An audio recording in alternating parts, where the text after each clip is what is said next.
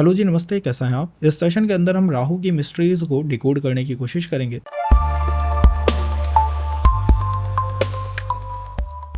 राहु आपके चार्ट के अंदर जिस भी राशि, जिस भी हाउस के अंदर बैठा है, कोई विशेष कारण है उसका उस राशि, उस हाउस के अंदर बैठने का, उस प्लैनेट के साथ कंजंक्शन करने का। राहु के आगे जो डिग्रीज लिखी होती है ना, आप अपने चार्ट के अंदर देखेंगे कि मेरे राहु के आगे लिखा है 28.12। क्यों लिखा है ये 28.12? राहु इसी डिग्री पे जाके क्यों बैठा है? क्या रीजन है इसका? जब आप इन चीज़ों को समझते हैं तब आप मैनिफेस्ट कर पाते हैं, तब आप ये जान पाते हैं कि मेरा राहु एक प्लैनेट के साथ कनेक्टेड है और नो मैटर व्हाट मुझे उस प्लैनेट की रेमेडी करनी ही होगी। राहुल गांधी के पास क्या शर्टों का अभाव है, लेकिन हमेशा वो उसी व्हाइट टी शर्ट में दिखाई देते हैं। क्यों दिखाई देते हैं? ये एक तरह का उपाय है। सामान्य आदमी उसे समझ नहीं पाता कि बार बार प्यार की, मोहब्बत की बात करना, शुक्र की बात करना, एस्ट्रोलॉजी के टर्म में शुक्र प्लैनेट को वो एक्टिवेट करने की कोशिश करते रहते हैं। आप कहेंगे शुक्र तो उनके 7th हाउस में है, तो शुक्र को क्यों एक्टिवेट करेंगे? क्या वो मैरिज करना चाहते हैं, रिलेशन बनाना चाहते हैं? नहीं। राहु का एक प्लैनेट के साथ कॉम्बिनेशन होना उस प्लैनेट को राजयोग की शक्ति प्रदान कर देता है। वो प्लैनेट एक जनरल राजयोग चार्ट के अंदर लगा देता है, एक ऐसा राजयोग लगा देता है जिससे कि इंसान को नेम फेम भी प्राप्त होगा और लोगों के ऊपर आपकी छवि बनेगी और लोगों को आप कंट्रोल कर पाओगे। जब आप अपनी बात कहोगे तो दूसरा पर्सन उसे सुनेगा, सुनना चाहेगा, समझना चाहेगा। यही तो राहु की मिस्ट्री है। जब भी आप एस्ट्रोलॉजर के पास जाते हैं, आप जनरली आप लोगों को सुनेंगे कहते हुए कि मेरे चार्ट में कितने राजयोग हैं। भाई, आपके चार्ट में राजयोग तो बहुत हैं, लेकिन ये राजयोग कोई धन देने वाले या नेम और फेम देने वाले नहीं हैं। पुत्र देने वाले हैं, पुत्री देने वाले हैं, संतान देने वाले हैं, मैरिज देने वाले हैं, रिलेशन देने वाले हैं। जो बात दूसरे के ऊपर प्रभावी हो जाए, जिससे कि आपको कोई पोस्ट प्राप्त हो, कोई पद प्राप्त हो, कोई नेम प्राप्त हो, फेम प्राप्त हो, धन प्राप्त हो, वो राहु ही प्रदान कर सकते हैं। राहु की ये डिग्रियाँ इतनी विशेष हैं जो हमारे रिसर्च का पार्ट हैं, जिससे कि एक पर्सन को पावर मिलती है और एक पर्सन के हाथ से पावर निकल जाती है। सोनिया गांधी जी के चार्ट के अंदर राहु की डिग्री कुछ इस तरह से है, जैसे ही पावर उनके पास आती है उनके हाथ से छूट जाती है। नरेंद्र मोदी जी के चार्ट के अंदर राहु की डिग्री इस तरह से है, पावर उनके पास जाएगी, उनके पास स्थिर हो जाएगी। आप कभी सोचिए इस बारे में। अमिताभ बच्चन क्यों हमेशा ब्लू सफ़ायर के बारे में बात करते हैं? ठीक है, शनि उनका लगन लॉर्ड है, लेकिन शनि अपनी नीच राशि के बिल्कुल करीब बैठा है, तो क्यों बार बार ब्लू सफ़ायर की बात करना, एक रेट्रोग्रेड प्लैनेट के बारे में बात करना, उसके नक्षत्र का, उसके जेमस्टोन का यूज़ करना। और ज़्यादातर जो उनको सफलता मिली है वो भी शनि के माध्यम से ही मिली है। क्या शनि ने उन्हें वो सफलता दी है? नहीं, वो सफलता दी गई है बाय प्लैनेट राहु। राहु ने उस सफलता को प्रदान करा है। कैसे प्रदान करा है? मधुबाला के चार्ट के अंदर राहु एंड मून का कुछ इस तरह का कॉम्बिनेशन बना कि उन्होंने बहुत ज़्यादा सफलता प्राप्त कर ली, और उसी प्लैनेट की वजह से अर्ली एज में पर्सन को डेथ का भी सामना करना पड़ जाता है। एक प्लैनेट को आप पकड़ सकते हैं, एक प्लैनेट को आप आइडेंटिफाई कर सकते हैं। और जब भी ऐसे क्वेश्चंस बनते हैं कि मैं अपने चार्ट में कितना प्राप्त कर सकता हूँ, मेरे चार्ट का पोटेंशियल क्या है, तो जनरली तो एस्ट्रोलॉजर आपको लगन से ही बताएंगे, आपकी लगन का ये पोटेंशियल है।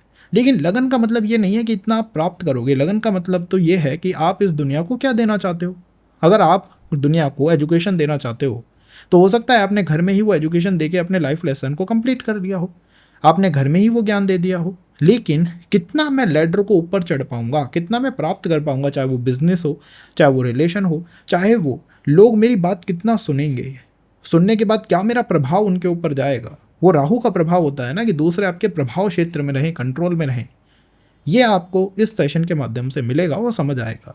आपको राहु के वास्तविक राजयोग समझ आएंगे, राहु की डिग्रियों का मतलब समझ आएगा, और आसान शब्दों में।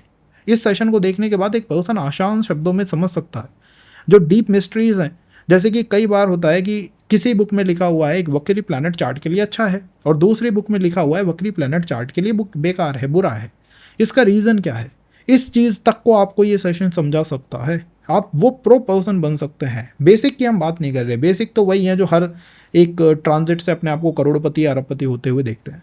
लेकिन प्रो पर्सन बनना जिसमें आप ये समझ पाएँ कि ठीक है यार, ये प्लैनेट वो प्लैनेट है जिसका जेमस्टोन में पहन सकता हूँ, नो मैटर ये मेरे लिए कितना मैलेफिक है, लेकिन ये मुझे प्रदान कर सकता है, क्योंकि ये राहु के प्रभाव क्षेत्र के अंदर आया हुआ है, राहु के कंट्रोल के अंदर आया हुआ है। इसलिए हम कहते हैं कि राहु चार्ट में विशेष राजयोग लगा सकता है या बना सकता है।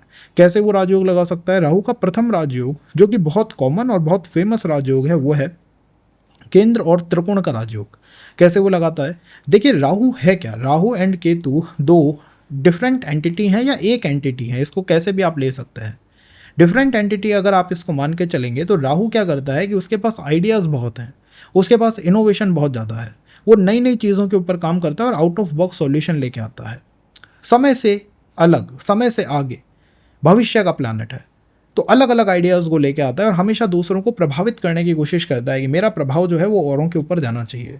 राहु क्या करता है इस काम के लिए, वो एक प्लैनेट को चुनता है। वो कहता है कि ठीक है, मेरे पास आइडियाज़ हैं, इस पर्सन के पास एक प्लैनेट है चंद्रमा, तो let me sit in the राशि ऑफ चंद्रमा, let me sit in the राशि ऑफ सूर्य। कभी आप राहु केतु की राशियाँ नहीं देखोगे कि राहु की राशि ये है, केतु की राशि ये है, वो दूसरे ही प्लैनेटों की राशि है, उनके ये को लॉर्ड हो जाते हैं कि ठीक है हम भी इसके नियंत्रक हैं या कंट्रोलर हैं। ऐसा क्यों होता है? इसलिए होता है कि राहु की खुद की इच्छा ही नहीं है काम करना, वो दूसरे प्लैनेट को पकड़ लेता है। उसका इनोवेशन या रिसर्च इतना स्ट्रांग है, वो कहता है मैं तो इनोवेशन में लगा हुआ हूँ, मैं तो अपनी रिसर्च में लगा हुआ हूँ, ये प्लैनेट मेरा काम करेगा, ये प्लैनेट मैं अपने अनुसार चला पाऊंगा। तो वो क्या करता है, एक राशि में जाके बैठ जाता है। उस राशि का स्वामी जो होता है उसे हम कहते हैं राहु का नियंत्रक। जैसे कि सोनिया गांधी जी के चार्ट के अंदर राहु का नियंत्रक कौन बनेगा, राहु का कंट्रोलर कौन बनेगा, अमिताभ बच्चन के चार्ट के अंदर राहु का कंट्रोलर कौन बनेगा, ये अलग अलग होता है। हर इंसान के लिए, हर पर्सन के लिए आपको राहु के नियंत्रक अलग अलग दिखाई देंगे। राहुल गांधी के लिए वो अलग हो सकता है। ये होती है राहु के नियंत्रक की अप्रोच। अब ये जो नियंत्रक प्लैनेट है, राहु जिस राशि में बैठा हुआ है, उसका जो स्वामी है, अगर वो चार्ट के केंद्र में बैठा हुआ है या त्रिकोण में बैठा हुआ है, तो राहु ने एक बहुत प्रबल राजयोग इस चार्ट के अंदर लगाया है। राहु की डिमांड क्या है? राहु की डिमांड है मैंने एक राजयोग इस चार्ट को दिया है, अब ये प्लैनेट जाके धन लेके आएगा, ये प्लैनेट जाके रिजल्ट जनरेट करेगा या पावर को जनरेट करेगा। ये होता है राहु का प्रथम राजयोग, कि राहु का जो डिस्पोजिटर है, राहु का जो नियंत्रक है, राहु जिस राशि में बैठा हुआ है, उस राशि का स्वामी केंद्र में हो या त्रिकोण में हो। अब केंद्र और त्रिकोण में भी फर्क है। अगर त्रिकोण में बैठा हुआ है तो पिछले जन्म के ही रिजल्ट आपको मिलेंगे, मतलब पिछले जीवन के जो आपके अधूरे कर्म थे, भाई पिछले जीवन में भी तो राहु के बहुत अधूरी इच्छाएं रही हैं ना। राहु का नियंत्रक अगर त्रिकोण में बैठा हुआ है तो जनरली पर्सन पिछले जीवन की अधूरी इच्छाओं को ही कंप्लीट करने में लगा रहता है। मान लीजिए किसी पर्सन की राहु की राशि है कर्क, ठीक है, कर्क का स्वामी हुआ चंद्रमा। चंद्रमा इस पर्सन के पंचम भाव में बैठा हुआ है, तो पिछले जीवन की ही रिलेशनशिप की अधूरी इच्छाओं को ये पूरा करने में लगा हुआ है। और अगर यही केंद्र में जाके बैठ जाए तो इस जीवन में इसकी कई नई इच्छाएं बनेंगी और उनको प्रबल रूप से प्राप्त करने के लिए ये कोशिश करेगा, मेहनत करेगा, एफर्ट देगा, एनर्जी इन्वेस्ट करेगा। चंद्रमा से रिलेटेड वो एनर्जी इन्वेस्ट करेगा, इमोशनली दूसरों को प्रभावित करना चाहेगा, इमोशनली दूसरों को अंडर कंट्रोल करना चाहेगा। ये यहाँ पर एक पर्सन की अप्रोच बनी है कि इस जीवन में आपको एफर्ट देने होंगे, तब आपको जाके सफलता मिलेगी। और यही चंद्रमा अगर त्रिकोण में बैठ जाए तो आप एफर्ट दो या मत दो, राहु आपको सफलता प्रदान करने की कोशिश करेगा। करना क्या होगा, इस प्लैनेट को चैनलाइज करने के लिए, कार्यशील बनाने के लिए, आपको इस प्लैनेट को चैनलाइज या कार्यशील बनाने के लिए इस प्लैनेट के टुवर्ड एफर्ट भी देने होंगे। जिस हाउस में, जिस भाव में बैठा हुआ है उसके टुवर्ड भी एफर्ट देने होंगे। और इसी के साथ साथ इस प्लैनेट की स्थिति को देखना होगा, क्या ये प्लैनेट मजबूत है या कमज़ोर है। अगर ये प्लैनेट कमज़ोर है तो ये रिजल्ट नहीं जनरेट कर पाएगा, और अगर स्ट्रॉन्ग पोजीशन में है, जो कि जनरली होता है, सबके ही चार्ट में राहु का डिस्पोजिटर आपको एक मजबूत प्लैनेट ही दिखाई देगा। अगर नीच का है तो नीच भंग भी अपना करा रहा होगा किसी न किसी तरह से, तो ये आपको सफलता भी प्रदान कर सकता है, जिससे हम कहते हैं कि बहुत लंबी, बहुत ऊंची उड़ान पर्सन ने एक ही समय या एक ही ड्यूरेशन के अंदर लगा ली। इस प्लैनेट के माध्यम से वो पॉसिबल है। दूसरी बात आती है कि राहु जिस राशि में बैठा हुआ है उसमें जो ग्रह उच्च का होता है, जो एग्जॉल्टेड होता है, उसकी पोजीशन को देखिए, ये दूसरी तरह का राजयोग है। अगर वो भी केंद्र या त्रिकोण में बैठा हुआ है तब भी चार्ट बहुत मजबूत स्थिति में अपने आप को लेके जा सकता है, क्योंकि राहु ने जिस राशि में बैठा ना, उसने कहा कि इस राशि में जो ग्रह उच्च का होता है, जो मुझे भी पावर दे सकता है, उच्चनाथ, जिसका हम अगर जेमस्टोन पहनते हैं तो सीधा उसकी उच्च राशि को पावर जाती है, अगर वो भी केंद्र या त्रिकोण में बैठा हुआ है तब भी पर्सन को ये सेकंड तरह से एक प्रबल राजयोग लगता है, एक प्रबल राजयोग बनता है। केंद्र में अगर बैठा हुआ है तो एफर्ट देगा और इस जीवन की इच्छाओं को पूर्ण करेगा। इच्छा किसकी होंगी? इच्छा होंगी राहु की। तो मान लीजिए आपका राहु कर्क राशि में बैठा हुआ है, तो कर्क राशि की इच्छाएं कैसी होती हैं? इमोशनल इच्छाएं होती हैं, कहीं ना कहीं इमोशनल कंट्रोल चाहता है, दूसरे को इमोशनली कंट्रोल करना चाहता है। तो राहु ने ये तो सेट कर दिया कि मैं इमोशनली लोगों को कंट्रोल करना चाहता हूँ, लेकिन करूँगा कैसे? नियंत्रक, डिस्पोजिटर, चंद्रमा और कर्क राशि में उच्च का होता है गुरु, इनके माध्यम से वो इस काम को करेगा। टीचिंग से करेगा, एजुकेशन से करेगा, लोगों को ज्ञान देगा। आपको काफ़ी बड़े बड़े टीचर्स या गुरु या बाबा जो देखने को मिलेंगे, एक बार उनकी राहु की राशियों को देखिएगा, आपको पता लगेगा कि इन्होंने जो ये कंट्रोल स्थापित करा, ये एक्चुअल में इन दोनों प्लैनेटों के माध्यम से था। वो ग्रह उच्च के हैं, वो ग्रह केंद्र में बैठे हैं, त्रिकोण में बैठे हैं, मजबूत स्थिति में है, तो आसानी से पर्सन जनरेट कर सकता है बहुत ऊंची वेल्थ को। तीसरा राजयोग है कि राहु का नियंत्रक क्या राहु के पास आ रहा है या राहु से दूर जा रहा है। राहु का नियंत्रक क्या राहु के पास आ रहा है या राहु से दूर जा रहा है। ये थर्ड तरह से एक पर्टिकुलर आप कहेंगे कि सूत्र बनता है। कभी आपने सोचा है कि राहु सूर्य और चंद्रमा का ही दुश्मन क्यों है? ओनली सूर्य और चंद्रमा का ही दुश्मन है, किसी और का दुश्मन नहीं है। इसका रीज़न है सूर्य और चंद्रमा कभी भी वक्री नहीं हो सकते, दे नेवर आर रेट्रोग्रेड। और प्लैनेटों में रेट्रोग्रेड होने की क्षमता या संभव्य होता है। राहु की सबसे ज़्यादा पटरी किसके साथ खाती है? बुध के साथ, क्योंकि बुध जनरली रेट्रोग्रेड हो जाता है। बुध हर 2-3 महीने में आपको रेट्रोग्रेड स्थिति में जाता हुआ देखने को मिलेगा और काफ़ी समय के लिए रेट्रोग्रेड होता है। तो बुध के साथ राहु की पटरी खाने का सीधा सिद्धांत यही है कि ये वक्रत्व में रहता है। कभी कभी ये राहु के पास जाने की कोशिश करता है, तो आपको अपने चार्ट में देखना चाहिए कि राहु का कंट्रोलर, राहु का डिस्पोजिटर क्या राहु के पास जा रहा है या राहु से दूर जा रहा है। जैसे कि चार्ट ऑफ ओशो के चार्ट के अंदर होता क्या है कि राहु का डिस्पोजिटर, राहु किस राशि में है? पहली बात, राहु है मीन राशि के अंदर, ठीक है। अब मीन राशि में राहु का डिस्पोजिटर राहु के पास जा रहा है या राहु से दूर जा रहा है? मीन राशि का डिस्पोजिटर होता है गुरु, मीन राशि का कंट्रोलर है। उनका जुपिटर रेट्रोग्रेड है और रेट्रो होके वो राहु के करीब जा रहा है, पीछे की तरफ मूव कर रहा है, राहु के पास जाने की कोशिश कर रहा है। इसका अर्थ है कि जुपिटर टीचिंग से ये पर्सन बहुत प्रबल राजयोग लगाएगा। और अगर उन्हीं के चार्ट में जुपिटर रेट्रोग्रेड नहीं होता, आगे की तरफ चला जाता, आगे जाता, राहु से दूर हो जाता, भाई राहु से उसका डिस्टेंस ज़्यादा हो गया ना। तो आपको अपने चार्ट में थर्ड राजयोग में ये देखना है कि राहु का डिस्पोजिटर क्या राहु के करीब जा रहा है या दूर जा रहा है। देखने का सिद्धांत बहुत सरल है। जैसे कि राहु का डिस्पोजिटर मान लीजिए, राहु जो है वो मीन राशि में है, सेम ओशो के चार्ट की तरह ही, और राहु का नियंत्रक कौन हुआ? गुरु नियंत्रक हुआ। गुरु बैठा हुआ है दूसरे भाव में। अब दूसरे भाव से गुरु तीसरे भाव में ही तो जाएगा ना, तो राहु से तो वो दूर हो गया। राहु 11वें भाव में है, गुरु तीसरे भाव में जा रहा है, तो राहु से दूर हो गया, डिस्टेंस हो गया उसका। वहीं अगर ये गुरु लगन में बैठ के रेट्रोग्रेड हो जाए तो राहु के करीब चला जाएगा, राहु के साथ कनेक्ट बनाने की कोशिश करेगा, और यही कनेक्ट इसको मदद करेगा, पर्सन को ग्रो कराएगा, हेल्प करेगा। तो राहु का नियंत्रक क्या राहु के पास जा रहा है या राहु से दूर जा रहा है? अगर वो राहु के पास जा रहा है तो इसका अर्थ है कि वो कुछ प्राप्त करता है और राहु को उसे देना चाहता है। तो इसका अर्थ है कि राहु का इसके ऊपर पूर्ण कंट्रोल है। और अगर दूर जा रहा है तो वो प्राप्त तो करता है, बट राहु के साथ उसे शेयर नहीं करना चाहता। यहाँ चार्ट एक कमजोर स्थिति में मूव कर जाता है या आ जाता है। तो ये तीसरी तरह से राजयोग है जो राहु लगाता है। पहला क्या है कि राहु जिस राशि में है उसका स्वामी केंद्र या त्रिकोण में हो। दूसरा, राहु जिस राशि में है उसमें जो उच्च का होता है वो केंद्र या त्रिकोण में हो। तीसरा, राहु जिस राशि में है उस राशि का जो स्वामी है वो राहु के पास आ रहा हो, तब हम कह सकते हैं कि राहु ने राजयोग लगाया है। अब यहाँ से एक चौथा पॉइंट निकलता है। कई लोग कहेंगे कि मेरा राहु मीन राशि में और गुरु भी राहु के साथ बैठा हुआ है, तो क्या मैं गुरु चांद डाल लूँ या इसे अच्छी तरह से मानूँ? अब चौथा पॉइंट है, जब भी आप अपने बर्थ चार्ट को देखेंगे तो उसमें डिग्री लिखी हुई होंगी। राहु 29 डिग्री पे, केतु 29 पे, सूर्य 24 पे, चंद्रमा 22 पे, तो इस तरह से डिग्री मेंशन होती है। इन डिग्रियों का विशेष काम है। क्या काम है इन डिग्रियों का? इन डिग्रियों से हमें ये पता लगता है कि हमारे चार्ट में एक एक्सिस बन चुका है। जैसे राहु की degree in the Amitabh Bachchan ji के चार्ट से शुरू करते हैं। उनके राहु की डिग्री है 10 डिग्री 25 मिनट और राहु 7वें भाव में बैठा हुआ है। अब ये जो 10 डिग्री 25 मिनट है ना, ये राहु का एक्सेस है। राहु कहता है कि मैं 10 पे सबसे अधिक स्ट्रांगली बैठा हुआ हूँ। केतु भी 10-25 पे ही बैठा हुआ है। अब राहु केतु में डिफरेंस कैसे करेंगे मैं सेकंड पॉइंट के अंदर बताऊंगा। तो राहु ने कह दिया मैं 10-25 पे बैठा हुआ हूँ। इसका अर्थ है कि अगर मेरे चार्ट में कोई भी प्लैनेट 10-25 से कम डिग्री का है और डायरेक्ट चल रहा है तो वो प्लैनेट बहुत अच्छा हो गया, या फिर 10-25 से ऊपर की डिग्री का है लेकिन वो रेट्रोग्रेड है, तब मेरे लिए फेवरेबल हो गया। आप समझ पा रहे होंगे रेट्रोग्रेड प्लैनेट करता क्या है? अपनी डिग्रियों को कम करता है। और डायरेक्ट प्लैनेट जो सीधा चल रहा है वो क्या करता है? अपनी डिग्रियों को बढ़ाता है, इंक्रीज करता है। मेन डिग्री हमने पिक करी है राहु की। राहु की डिग्री है 10-25, चंद्रमा की डिग्री है 10-19। इसका अर्थ है कि चंद्रमा इनको फेवर करेगा। 10-19 का है चंद्रमा, 10-20 का होगा, 10-21, 10-22, 10-23, 24-25 राहु से मिला। राहु को कुछ देना चाहता है, उस डिग्री पे आ गया, राहु के प्रभाव क्षेत्र में आ गया। इसी वजह से दुनिया, चंद्रमा जनता का कारक है, इंसान के प्रभाव क्षेत्र में है, इंसान के कंट्रोल में है। दूसरे प्लैनेट को पकड़ते हैं 10-25 के अराउंड, हम देखेंगे कि दूसरा प्लैनेट है शनि।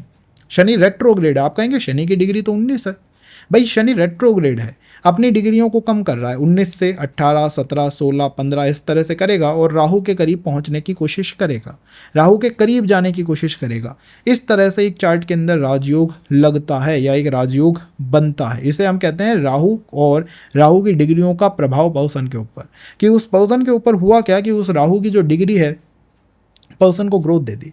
अगर इन्हीं चार्ट को कोई सामान्य एस्ट्रोलॉजर देखे without knowing the Amitabh Bachchan chart, सबसे पहले कहेगा अष्टम भाव पीड़ित है, बुरी तरह पीड़ित है, अष्टम भाव बहुत बुरी तरह हिला पड़ा है, पर्सन ग्रो ही नहीं करेगा, खत्म हो जाएगा, बर्बाद हो जाएगा। लेकिन इन एक्चुअल पर्सन ग्रो करता है और बहुत मजबूत ग्रोथ मिलती है।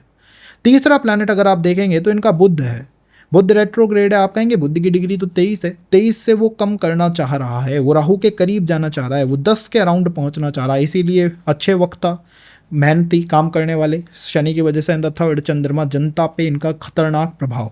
इनके जीवन की अगर आप ग्रोथ को देखेंगे तो इनको इन जनरल ग्रोथ शनि में मिली, शनि से इन्होंने काम करना शुरू करा और बुध ने उसको कंटिन्यू रखा, बुध ने उसको कीपिंग करी, कंटिन्यू रखने की कोशिश करी।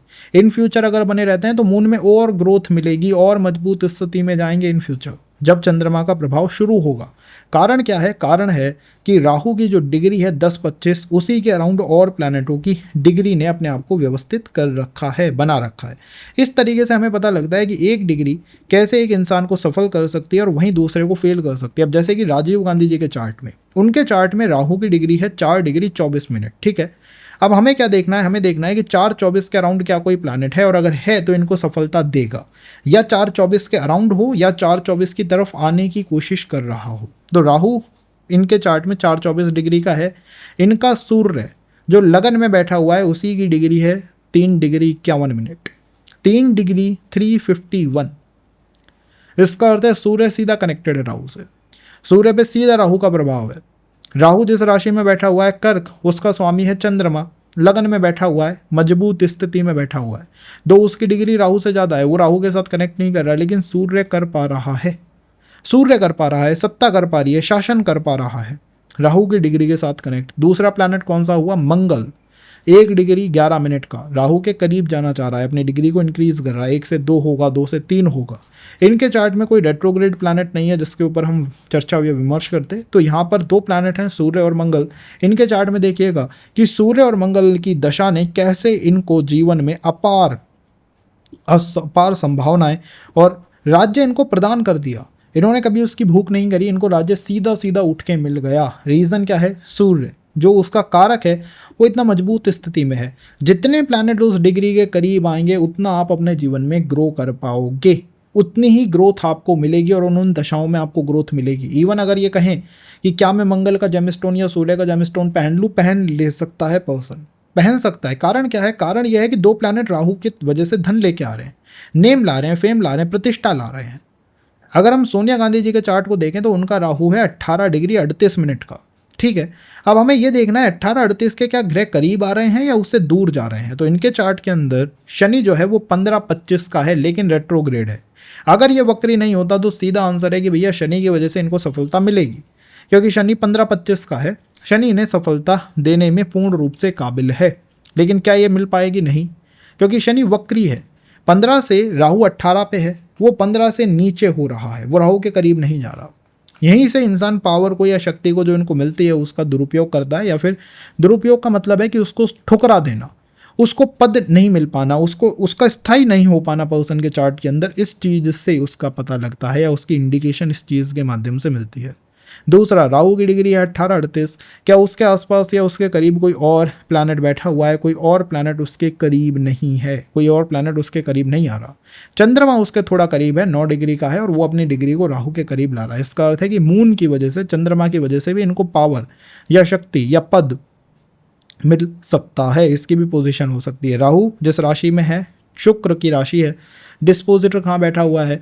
चौथे भाव में, केंद्र के अंदर बैठा हुआ है। एक प्रबल राजयोग शुक्र ने इस चार्ट के अंदर लगाया है, और शुक्र की ही दशा के अंदर इनको ग्रोथ मिलने के पूरे चांसेस हैं कि इस वीनस के अंदर ये ग्रो करेंगे। अब हमने ये भी नहीं देखा कि वीनस अच्छा है बुरा है, कुछ नहीं, लेकिन वीनस की डिग्री है 23 और वीनस कह रहा है मैं वक्री हूँ, मैं अपनी डिग्री कम कर रहा हूँ, और राहु की डिग्री है 18। तो वीनस यहाँ पे है, राहु यहाँ पे है, वीनस यहाँ पे है, यहाँ से वो राहु की तरफ आने की कोशिश कर रहा है। That is how a chart works out. जिसमें कि डिग्रियों से इम्पैक्ट पता लगता है कि भैया ये डिग्री जो है ये गेम कर रही है, ये डिग्री गेम करेगी इस चार्ट के अंदर। अगर हम नरेंद्र मोदी जी के चार्ट को देखें, बिलीव मी गाइज, यहाँ इस चार्ट के अंदर सामान्य एस्ट्रोलॉजर को अगर आप दिखा दो ये चार्ट तो वो कहेगा भैया इसमें कुछ है ही नहीं, सफलता का कोई योग ही नहीं है इसके अंदर। स्थिति ऐसी है, 6th हाउस का लॉर्ड लगन में प्रारब्ध के कंट्रोल में है चार्ट, फिर भी सफलता कैसे मिलती है इंसान को।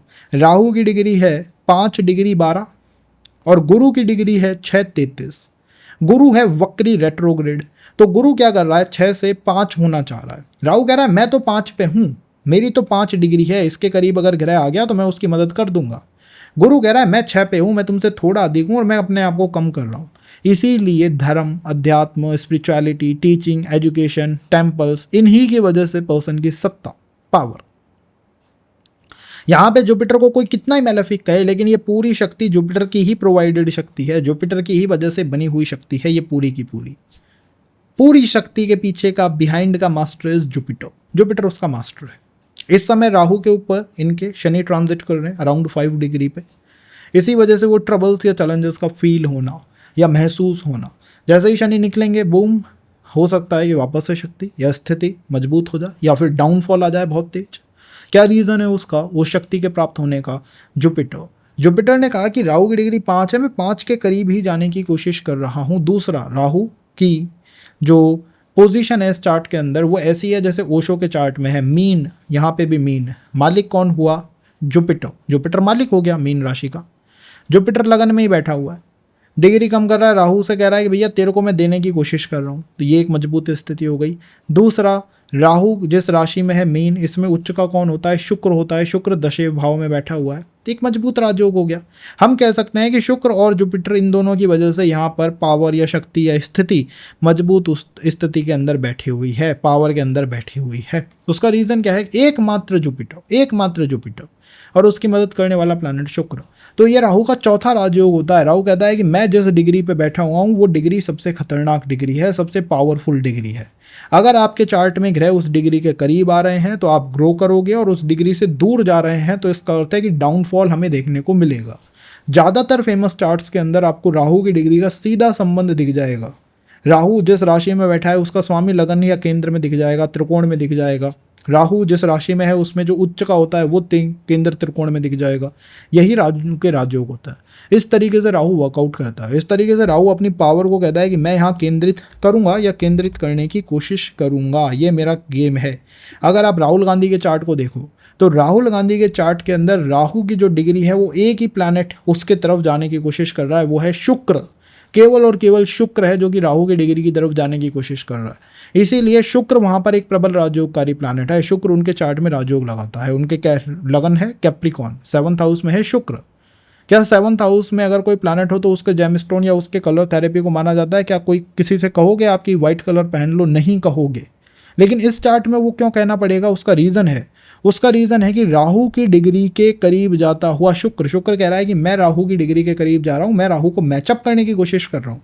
क्योंकि वो राहु की डिग्री के करीब जा रहा है, पर्सन ग्रो करेगा।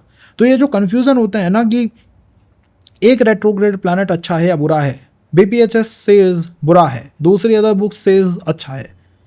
क्यों? इसका रीज़न क्या है? इसके बिहाइंड का रीज़न यही है कि वो रेट्रोग्रेड प्लैनेट कर क्या रहा है, उसकी एक्टिविटी कैसी है। क्या वो राहु के करीब जाने की कोशिश कर रहा है या उससे दूर हटने की कोशिश कर रहा है? अगर वो दूर हटने की कोशिश कर रहा है तो डाउनफॉल डालेगा, और अगर उसके करीब जा रहा है तो ग्रोथ कराएगा। राहु की डिग्री से इस चीज़ का जजमेंट होता है, इसीलिए इसके बारे में एक राय नहीं है। एस्ट्रोलॉजर्स में डिवाइड इसीलिए होता है इन चीज़ों को लेके, क्योंकि एक चार्ट में वो देखते हैं बहुत अच्छा कर रहा है, दूसरे में कहते हैं डाउनफॉल डाल दिया। इसका रीज़न क्या है? इसका रीज़न है कि वो उस डिग्री के करीब जा रहा है या दूर हटने की कोशिश कर रहा है। जो भी दे सकता है प्लैनेट मजबूत ग्रोथ, चाहे वो बिजनेस हो या जॉब हो, वो राहु ही है। नहीं तो कोई प्लैनेट और इतनी पावरफुल क्षमता में पर्सन को ले जाने की इच्छा नहीं रखता है। आपको ज़्यादातर फेमस चार्ट्स के अंदर राहु की डिग्री के अराउंड ही प्लैनेटों की पोजीशन दिखाई देगी, या मिलती हुई दिखाई देगी, या बनती हुई दिखाई देगी। इवन अगर हम चार्ट ऑफ जवाहरलाल नेहरू देखें तो उनके चार्ट के अंदर देख के हम देखते हैं कि कैसे वहाँ पर पर्सन को ग्रोथ मिली। जवाहरलाल नेहरू जी के चार्ट के अंदर राहु की डिग्री है 11-26। अब 11-26 के पास क्या कोई प्लैनेट है? पहला प्लैनेट है शनि, 10-47 का है, 10-47, राहु के करीब जा रहा है, वक्री नहीं है। दूसरा प्लैनेट है मंगल, 9-55 का है, राहु के करीब जा रहा है। राहु 11:26 पे, मंगल 9:55 पे, ऊपर बढ़ रहा है 10:11 हो जाएगा। शनि भी ऐसे ही ऊपर बढ़ रहा है। तीसरा प्लैनेट है शुक्र, जो कि राहु के करीब जा रहा है, 7:15 पे है। चौथा प्लैनेट है जुपिटर, सॉरी चौथा प्लैनेट है सूर्य, जो भी राहु के करीब बढ़ने की कोशिश कर रहा है, उसके करीब जाने की कोशिश कर रहा है। राहु जिस राशि में है वो है मिथुन। मिथुन का स्वामी हुआ बुध, केंद्र में बैठा हुआ है, केंद्र में बैठा हुआ है 4th हाउस के अंदर। राहु मिथुन में खुद ही उच्च का होता है, तो यहाँ पर उच्चनाथ और कोई होगा नहीं। राहु का डिस्पोजिटर स्वयं राहु ही बनने की कोशिश करेगा। तो जो ऊर्जाएं राहु ने इस चार्ट के अंदर जनरेट करी हैं, वो उसकी डिग्री से समझ आती हैं कि भैया राहु की डिग्री के आसपास प्लैनेट ज़्यादा रिवॉल्व कर रहे हैं, इसलिए पर्सन ज़्यादा सफल होगा। अब यहाँ पर अगर इन्हीं प्लैनेटों की दशा आ जाए तो पर्सन की सफलता और ऊपर जा सकती है। अगर कलर थेरेपी में पर्सन इन्हीं कलर्स का यूज़ करना शुरू कर दे और ग्रो कर सकता है। अगर जेमस्टोन थेरेपी में जेमस्टोन भी इन्हीं प्लैनेटों के पहनने लग जाए तो और ग्रो कर सकता है। आपको शिल्पा शेट्टी के चार्ट के अंदर 6th हाउस अष्टम भाव में बैठी हुई है कन्या राशि, ठीक है। कभी हम गलती से भी कह सकते हैं कि एमराल्ड पहनना चाहिए। अगर कोई एस्ट्रोलॉजर कह दे तो अभी युद्ध हो जाए। 8th हाउस का जेमस्टोन नहीं पहनना चाहिए, लेकिन उसने जेमस्टोन में एमराल्ड ही पहन रखा है। दो हम जो चीज़ें देखते हैं जिस तरह से, और चीज़ें उसको डिफरेंट कर देती हैं, और उसमें राहु केतु का एक्सेस का योगदान सबसे अधिक होता है। राहु की डिग्री का योगदान सबसे अधिक होता है। उनके चार्ट में अगर आप देखोगे तो आप बुध को राहु के करीब जाता हुआ पाओगे। ये इम्पैक्ट होता है कि कैसे हमें एक परफेक्ट जेमस्टोन देखना है या परफेक्ट राजयोग देखना है। राजयोगों की पोजीशन राहु से और प्रबल हो जाती है। अगर आपको ये सेशन पसंद आया हो तो ज़रूर बताइएगा। नेक्स्ट सेशन में हम राहु का डिस्पोजिटर, राहु की राशि एंड और चीज़ों के ऊपर बात करने वाले हैं, तो उसके लिए बी इन टच।